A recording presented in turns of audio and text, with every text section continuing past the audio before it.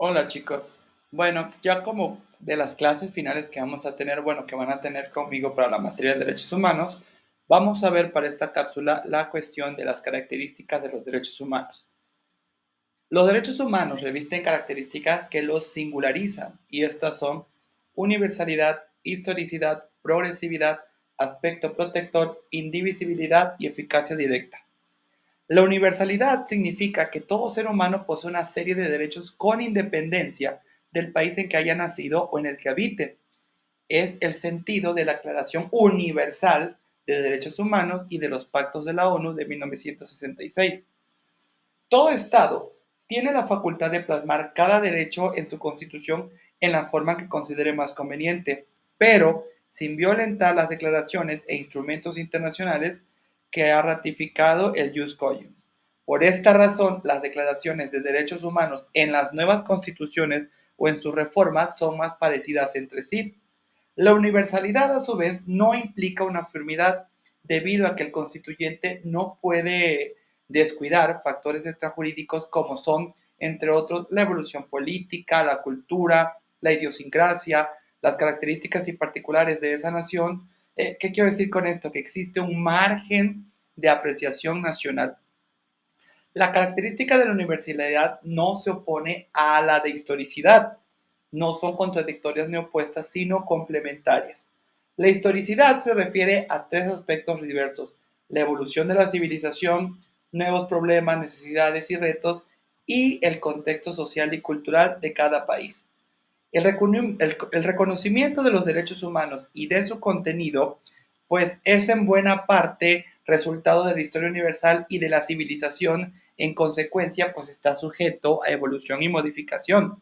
Las declaraciones de derechos humanos y su protección no nacen simultáneamente, sino por etapas, las cuales son primordialmente cuatro. La primera se inicia en la Edad Moderna y la presencia de la burguesía, creándose las declaraciones como las americanas y francesas del siglo XVIII, con las que se precisaron derechos civiles, políticos, que eran de un carácter individualista y liberal.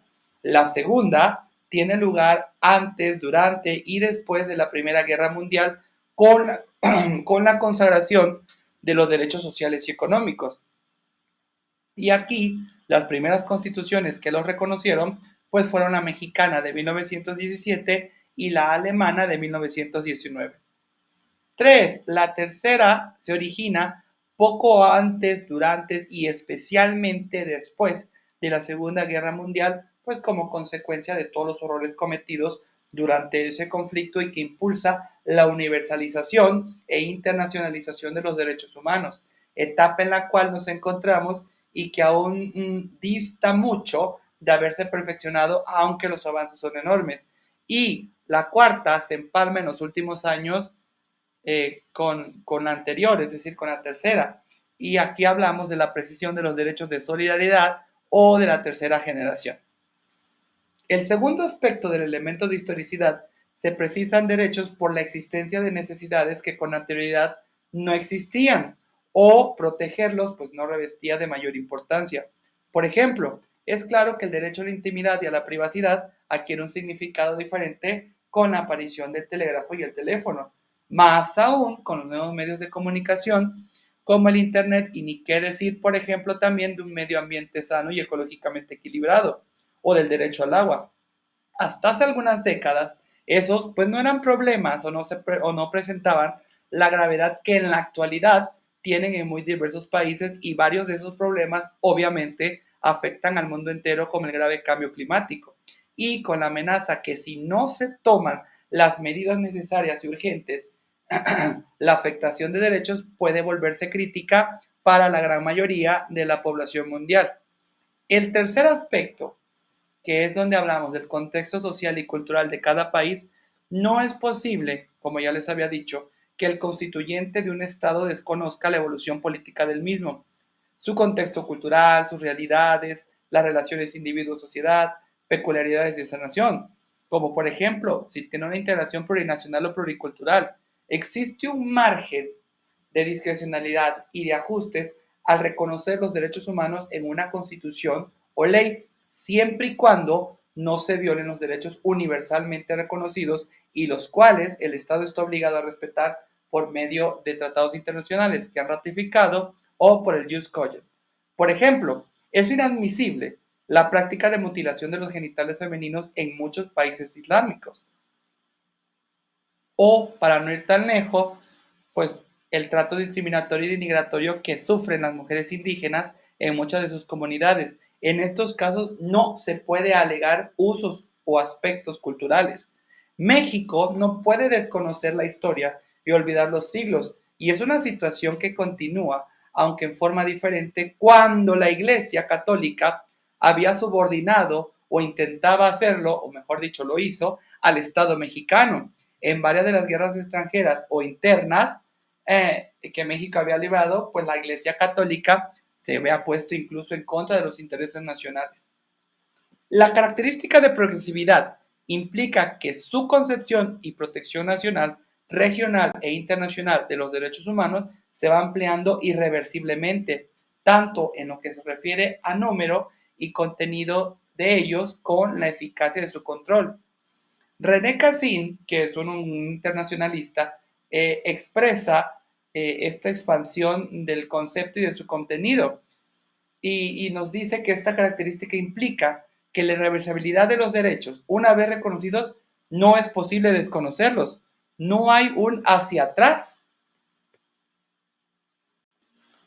La progresividad permite que se incorporen nuevos derechos humanos a la Constitución y que se precisen y amplíen los ya reconocidos, que se eliminen o atemperen limitaciones, que se establezcan nuevas prohibiciones o límites al legislador, que se creen nuevas garantías procesales para su protección o se perfeccionen las existentes, que se ratifiquen instrumentos internacionales que amplían la defensa de los derechos. Pero, una vez reconocido, repito, los derechos humanos, tal acción es irreversible, como con toda precisión se ha sentado. Sería un contrasentado, sería un absurdo que lo que hoy se reconoce como un atributo inherente a la persona, mañana pudiera dejar de serlo por una decisión gubernamental. Esta característica está relacionada con la fuerza expansiva de los derechos humanos, lo que significa que el intérprete, que generalmente, y no solo es el juez, debe llevar su aplicación y determinación a su máxima expresión. Asimismo, existen derechos que se van reconociendo y defendiendo en forma progresiva, como acontece con algunos de los derechos sociales y económicos, debido a que para poder satisfacerlos, en muchos casos, es necesario que existan los recursos materiales para dicho fin. Pero esta es una cuestión mucho más compleja que simplemente lo afirmemos.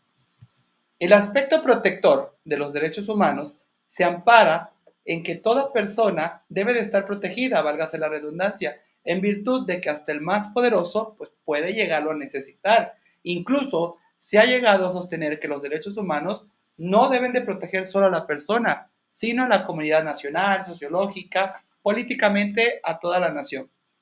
La característica de indivisibilidad implica que todos los derechos, ya sean civiles, políticos, económicos, sociales, culturales o de solidaridad, forman una unidad. Desde luego, no se puede conducir una existencia humana si se carece de libertad, igualdad y seguridad jurídica, pero estas no son suficientes si no se cuenta con un nivel adecuado de satisfactores económicos, sociales, culturales, y será muy difícil disfrutar de estos derechos, pues si el país se enfrenta a una guerra civil externa. Entonces, resulta claro que los derechos humanos son interdependientes entre sí, que unos apoyan en los otros para integrar la mencionada unidad o bloque. La característica de eficacia directa, que significa, la característica de eficacia directa significa que los derechos humanos reconocidos en la Constitución y en los instrumentos internacionales ratificados por un país vinculan obligatoriamente a todos los poderes públicos. En México, el Ejecutivo, el Legislativo, el Judicial, pero también los órganos constitucionales autónomos, así como autoridades, grupos de personas, y para ello no es necesario que una ley desarrolle los alcances de este derecho humano, aún en el supuesto de que en la Constitución señale la existencia de una ley. Esta característica de eficacia directa responde al principio de la jerarquía de las normas en un orden jurídico. Sería absurdo que el legislador decidiera incumplir la Constitución y los tratados internacionales con su simple omisión. Su incumplimiento a una obligación que la propia Constitución le señala subordinaría a esta a la voluntad del legislativo, convirtiéndola en simple norma secundaria. Y esta posibilidad real es una imposibilidad jurídica, de la que deriva la eficacia directa de los derechos humanos. Todos los derechos humanos poseen las características señaladas y así lo confirma la sección primera, párrafo quinto de la ya mencionada Declaración y Programa de Acción que procede de la Conferencia Mundial de Derechos Humanos de 1993, celebrada en Viena. Todos los derechos son universales, indivisibles e interdependientes y están relacionados entre sí. La comunidad internacional debe tratar a los derechos humanos en una forma global y de manera justa y equitativa, en pie de igualdad y dándole a todos el mismo peso. Debe de tenerse en cuenta la importancia de las particularidades nacionales y regionales, así como los diversos patrimonios históricos, culturales y religiosos, pero los estados tienen el deber, sea cuales fueran sus sistemas políticos, económicos y culturales, de promover y proteger todos los derechos humanos y las libertades fundamentales. En la reforma constitucional de junio del 2011 en México, se decidió incorporar algunas características de los derechos humanos en el artículo primero, como lo son universalidad, interdependencia, indivisibilidad y progresividad, las que forman parte de una inseparable naturaleza de los derechos humanos. Gracias.